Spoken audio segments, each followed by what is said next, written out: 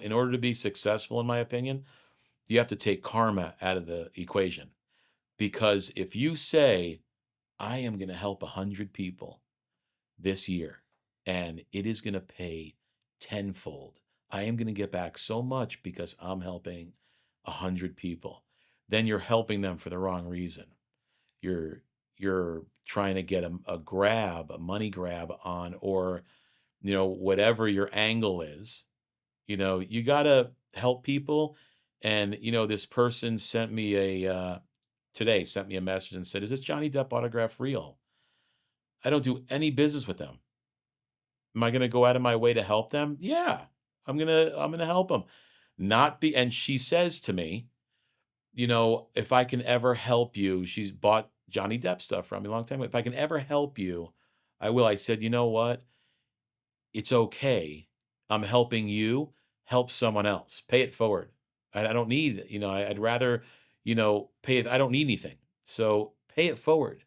That's what's important to me, to be able to pass it on. Because if I can help someone and I tell them will help someone else, that person helps someone else. It's the movie back in the day, Pay It Forward, where, you help someone and they help three people, which help nine people without, it's then you're kind of spreading the good, so it doesn't hurt. It doesn't hurt.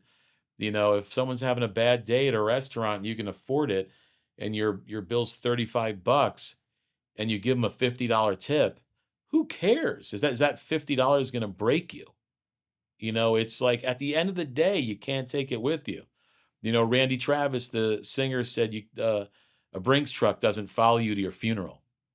So it's like, what, pay it forward. You're not going to miss that $50, but you're going to really help someone. You're going to really help someone in their day and maybe their week. Maybe they can't pay their light bill, or their water bill. Or their cell phone. It's like at the end of the day, your impact will be a lot heavier on them than you giving away $50. So, I think it's the whole key is to, always be happy, with what you're doing.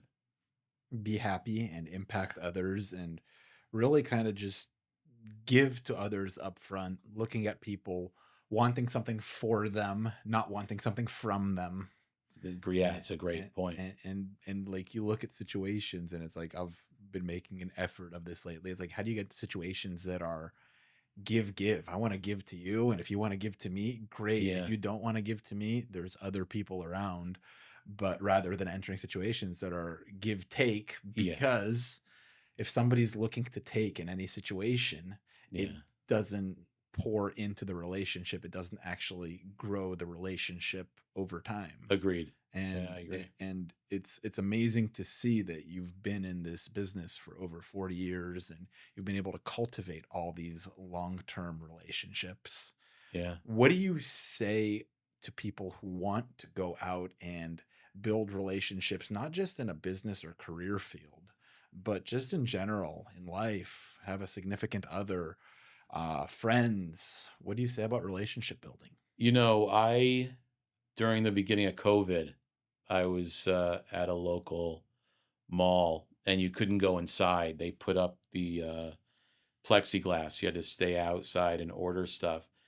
And there was a girl that walked up behind me, and younger, and I never thought anything more than, I've been cooped up in my place for 5 straight days. I haven't seen a human. You know, I need some interaction with just talking and BSing about whatever. So I was goofy and funny and sarcastic to her. And the next thing you know, 10 days later, we went out on a date. 6 months later, I met her parents. And last year, we got married. So you never know. And I think with, building relationships, you, you can't expect anything.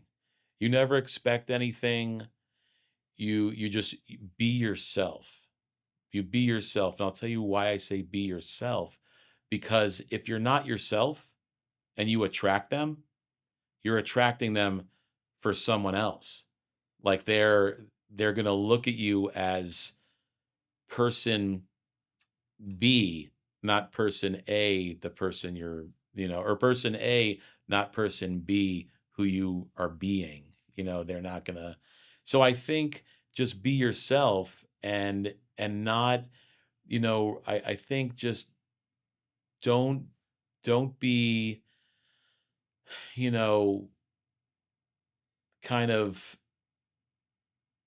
I can't really think of the word as far as, you know, just be yourself.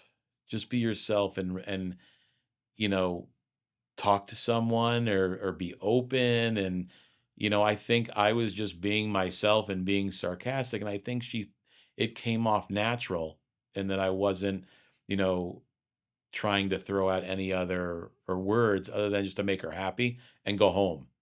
That at least I was able to talk to a human and never thought that I would, ask her for Instagram and then that's where it kind of started, and it's I think building relationships and friendships and always be yourself, and I think within it's tough. It's a tough world out there, today and meeting a significant other and just be yourself. And I've said that probably 10 times.